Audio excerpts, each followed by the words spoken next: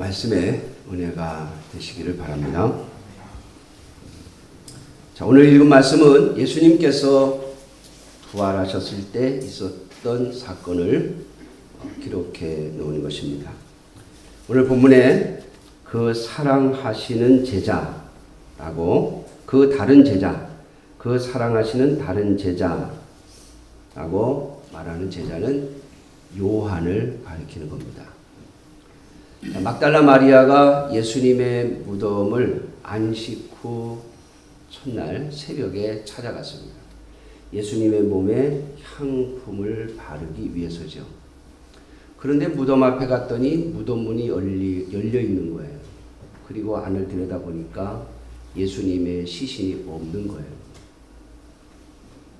그래서 쫓아가서 베드로와 요한에게 예수님의 시신이 없어졌다고, 누가 가져갔나 보다.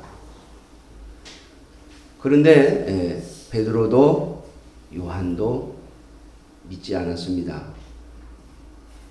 예수님의 시신이 뭐라고, 누가 옮겼을까?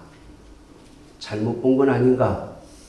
다른 무덤을 보고 그런 것은 아닌가? 아마 두 제자가 그런 생각을 하고 예수님이 묻혀있는 동굴로 달려간 것처럼 보입니다. 왜냐하면 사도 요한은 나중에 예수님의 무덤이 빈 것을 보고서야, 그때서야 마리아가 한 말을 믿었기 때문입니다. 처음에 믿지 않았어요. 잘못 본 거 아니야? 착각한 거 아니야?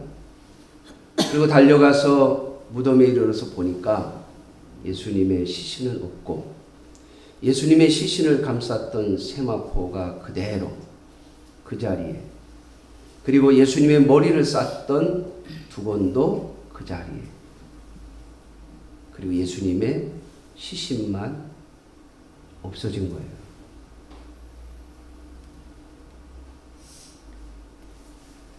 그런데 이것을 보고 베드로도 요한도 그냥 되돌아가버리고 맙니다. 여러분, 왜 그랬을까요? 누가 옮겨갔을 거야. 그런데 우리가 지금 알 수가 없으니 일단 집으로 가자라고 결론을 내린 것 같아요. 막달라 마리아는 예수님의 시신이 없어진 것 때문에 무덤 앞에서 울며 떠나질 못합니다. 한참을 울다가 무덤 안을 다시 한번 들여다보는데 거기에 두 천사가 앉아있는 거예요. 그러면서 묻습니다. 여자여, 어찌하여 우느냐? 그 천사들의 질문에 내 주님의 시신이 어디 갔는지 알 수가 없어서 운다 라고 대답을 하고서는 뒤로 돌아서는데 어떤 사람이 하나 보이는 거예요. 근데 그 사람이 똑같은 질문을 또 합니다. 여자여, 어찌하여 울며 누구를 찾느냐? 마리아는 그 사람이 동산지기인 줄 알았다 그랬습니다. 쉽게 말하면 무덤이 있는 그 산을 지키는 사람. 그래서 내 주님의 시신을 어디에 옮겨 놓았습니까? 내가 찾아가겠습니다. 그런데 예수님이 마리아에게 그의 이름을 불러 주십니다. 마리아야. 자기의 이름을 부르는 것을 보고 저 사람이 나를 아는 사람? 하면서 자세히 들여다보니 그가 바로 예수님이었어요. 라보니요 라고 하는 말은 여러분 우리 성경에 있는 것처럼 선생님, 예수님을 부르던 호칭입니다. 랍비라고도 했고 같은 말이죠. 예수님께서 부활하신 모습을 마리아에게 보여주셨고, 그리고 제자들에게 가서 내가 부활한 것을 알리라고 하십니다. 자, 오늘 본문의 내용은 이런데요. 여러분, 마태복음, 마가복음, 누가복음, 요한복음, 예수님의 부활에 대하여 증거하고 있는 이 복음서들을 잘 읽어보면 예수님의 부활을 처음 목격한 사람들 다 처음에는 믿지 않았어요. 이게 가능하냐는 거죠. 여러분, 그리스도인들은 부활을 믿는 자들입니다. 제가 자주 이야기합니다마는 불교인들이 예수님의 탄생인 성탄절을 축하하는 현수막은 걸어줄 수 있습니다. 그러나 그들이 걸어야 할 현수막은 예수님의 부활을 축하합니다라고 합니다. 그러나 그것을 그들은 걸지 않을 겁니다. 왜? 예수님이 태어난 것은 믿을 수 있어도 예수님이 부활했다는 것은 믿을 수 없기 때문입니다. 예수님의 탄생은 축하할 수 있지만 예수님의 부활은 축하할 수 없습니다. 왜냐하면 예수님의 부활은 오직 그리스도 교회만, 기독교에만 있는 것이기 때문입니다. 다른 종교들은 다 그들의 화려한 무덤을 자랑합니다. 그러나 기독교에는 예수님의 어떠한 무덤도 자랑하지 않습니다. 오늘 예수님께서 말씀을 통하여 우리에게 보여주신 것은 예수님의 빈 무덤이죠. 그러나 그 빈 무덤조차도 우리는 자랑하거나 가지고 있지 않습니다. 제가 이스라엘에 갔더니요, 무덤을 하나 보여주더라고요. 무덤을. 약간 언덕을 판 거예요. 안을 파가지고 안에 동굴을 만들어서 놓고 앞에는 아주 큰 연자 맷돌 같이, 우리 맷돌 크게 만든 것처럼 그렇게 돌을 깎아가지고 밑에도 홈을 파서 이 돌을 굴려가지고 무덤 문을 이렇게 막아놓고 열었다 하는 거예요. 들어서 옮기는 게 아니라 돌을 굴려서 옮깁니다. 근데 그게 그냥 성인 한 두세 사람이, 남자 두세 사람의 힘으로 밀어야 밀려요. 돌아가요. 그래서 예수님을 따르던 여인들이 처음에 무덤에 가면서 그 돌은 누가 옮겨주지? 라고 걱정을 했던 거예요. 자신들이 힘 가지고 그게 안 굴러갈까 봐. 그래서 제가 그 무덤을 이렇게 보여주길래, 가이드가 보여주길래 제가 물어봤어요. 이게 예수님의 무덤입니까? 그랬더니 아니래요. 이거 왜 보여줍니까? 예수님이 이런 모양의 무덤에 묻혔을 것이다. 이렇게 상상하라고 보여주는 거지. 이게 예수님의 무덤이라는 증거는 없다는 거예요. 여러분,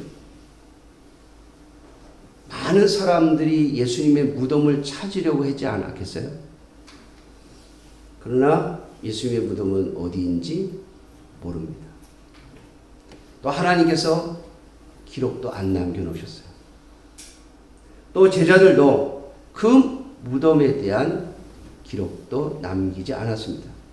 왜냐하면 우리의 신앙에 있어서 예수님이 어디에 묻혔느냐는 중요하지 않기 때문입니다. 그것은 아무런 의미가 없습니다. 왜? 예수님은 부활하셨기 때문에.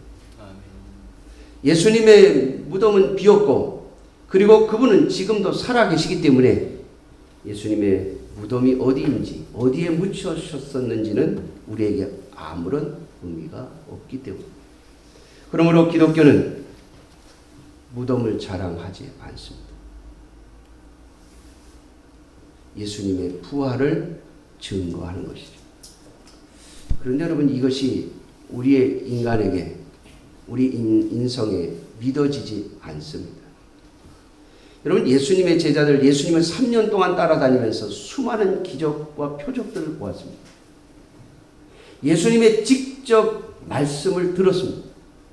그런데도 예수님이 부활하셨다고 하는 마리아의 증거, 빈 무덤을 보여주시는데도 그들은 믿지 않았습니다. 아니, 믿을 수가 없었습니다.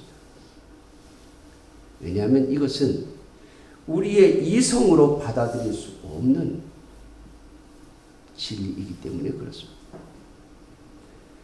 제가 우리 수임리에 와서 지금도 잊어버리지 않고 부활절 하면 꼭 생각나는 게 있습니다. 제가 전에도 말씀드렸습니다마는 우리 교회 예배당을 짓는데 큰 돈을 헌금하셨던 장로님이 어느 날 여길 오시지 않는 거예요. 가끔 오셨는데, 그러다가 오랜만에 오셨는데 왜 그동안에 안 오셨습니까? 그랬더니 이야기를 해주시는데, 내가 무서워서 못 왔습니다. 뭐가 무서우셨어요?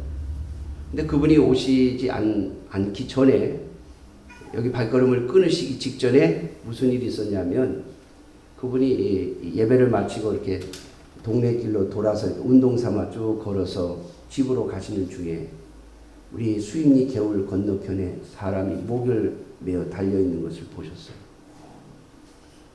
근데 제가 그분이 먼저 걸어가시고, 저는 우리 교인들을 태워서 차량 운행한다고 딱 동네를 도는데, 그분이 교회차를 세우더니 저 건너편을 보라고. 거기 보니까 사람이 매달려 있는 거예요. 그걸 저한테 일러주시고 그분은 그냥 집으로 가셨어요. 신고도 제가 했고, 나중에 경찰서가 조사도 제가 받았죠. 그러고 나서 그분이 안 오신 거예요. 그러다가 그 다음에 부활주일이 지난 다음에 오셨어요. 어떻게 왜 안 오셨냐 했더니 그게 자꾸 생각이 나고 무서워서 못 왔는데, 이번 부활절 예배를 드리면서 그 무서운 마음이 사라졌습니다. 그래서 내가 다시 여기로 오게 되었다고 하시더라고요. 여러분, 제가 그 얘기를 듣고 깜짝 놀랐어요. 속으로. 아니, 장로님이 뭘 그런 걸 무서워하시나. 아니, 사람 죽은 거 뭐 봤다고 그걸 뭘 무서워하시나. 그런 생각이 들었어요. 그런데 그게 정상이더라고요. 제가 좀 이상하더라고요. 저는 가서 그 죽은 사람을 이렇게 혹시라도 숨이 붙어 있지 않을까 해갖고 제가 이렇게 밑에서 잡아 올려봤거든요. 혹시라도 이렇게 숨 끊어지기 전에 이렇게 올리면 숨 쉬면 살잖아요. 올려봤어요, 저는. 저도 그 사건 이후로 계속 그쪽을 쳐다볼 때마다 이제 그 매달린 모습이 이렇게 상상이 돼서 저도 좀 불편하긴 했습니다만, 그래도 뭐 그것 때문에 무섭거나 뭐 여기서 벗어나고 싶다 그런 생각을 해본 적이 없는데, 그 장로님은 그게 무서웠다는 거예요. 몇 달 동안. 근데 제가 그게 이상했어요. 근데 그게 정상입니다. 여러분, 오늘 본문을 보세요. 예수님 부활하셨다고 하는데, 빈 무덤을 보여주셨는데 못 믿어요. 여러분, 죽음을 무서워하지 않는 사람이 어디 있겠습니까? 그런데 우리 그리스도인들 안에 죽음에 대한 두려움을 뛰어넘는 사람들이 있습니다. 그것이 바로 부활신앙을 가진 자들. 여러분, 저도 왜 겁이 없겠습니까? 그런데 하나님이 저에게 주신 죽음을 뛰어넘는 믿음, 은혜를 주셨기 때문이에요. 여러분 기억하십니까? 하나님이 저를 이곳에 부르셨을 때 제가 가기 싫다고 하면서, 그러면 죽으면 되지 뭐, 주님 앞에 가면 되지 뭐, 그런 마음을 먹었던 적이 있었다고요. 여러분, 그리스도인들의 신앙의 종착점은 죽음에 대한 두려움을 뛰어넘는 것입니다. 그것이 오늘 주님께서 우리에게 주고자 하시는 신앙이고 우리가 가져야 할 신앙입니다. 이 부활주일에 부활을 믿는 그리스도인으로서 저와 여러분들의 신앙이 거기에 이르기를 주님의 이름으로 축원합니다. 성경에 나오는 믿음의 사람들, 죽음의 두려움을 뛰어넘은 사람들이 있죠. 그들이 가진 것이 전부 뭡니까? 부활의 신앙입니다. 초대교회의 사도들뿐만 아니라 예수님을 따르는 신앙인들 가운데 이 죽음의 두려움을 뛰어넘은 예수 그리스도 때문이라면, 주님께서 나를 부르시는 것이라면 어떠한 것도 두렵지 않다고 말하는 사람들. 제가 말하는 이 부활의 신앙은요, 자기가 자기를 죽여버리는 신앙을 말하는 것이 아니에요. 여러분, 그들은 용감한 것 같지만 사실은 더 살아갈 용기가 없어서 스스로를 죽이려고 하는 겁니다. 고난을 견뎌내고 이겨낼 자신이 없어서. 우리의 생명은 하나님이 부르실 때까지, 하나님이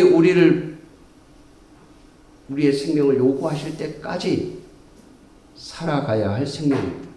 그러나 언제든지 주님께서 우리를 부르시는 것이라면, 우리의 믿음 때문에 우리의 생명을 내어놓아야 하는 것이라면 그 자리에서는 결코 두려워하지 않는 것, 그것을 우리는 부활신앙이라고 말합니다.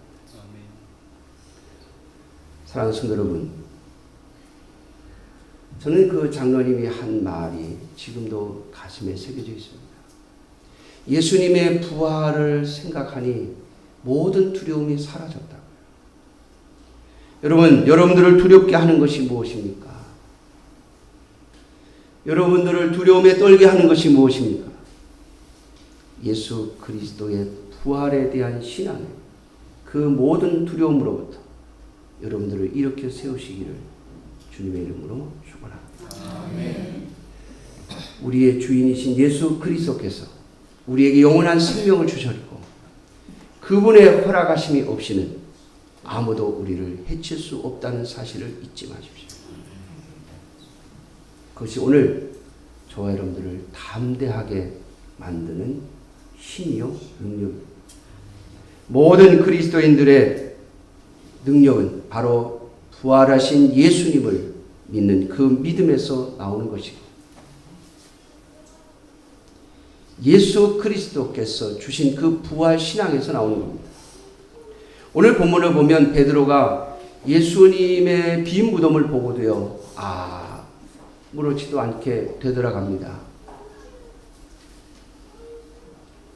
나중에 이 베드로가 대제사장의 무리들에게 잡혀서 감옥에 갇힙니다. 그리고 그 베드로를 그 다음날 사형시키기로 결정이 됩니다. 그런데 베드로가요, 그 감옥에서 아주 깊은 잠을 잡니다. 여러분, 내일 죽는다는데 오늘 잠이 오겠어요? 내일 아침 사형을 시킨다는데,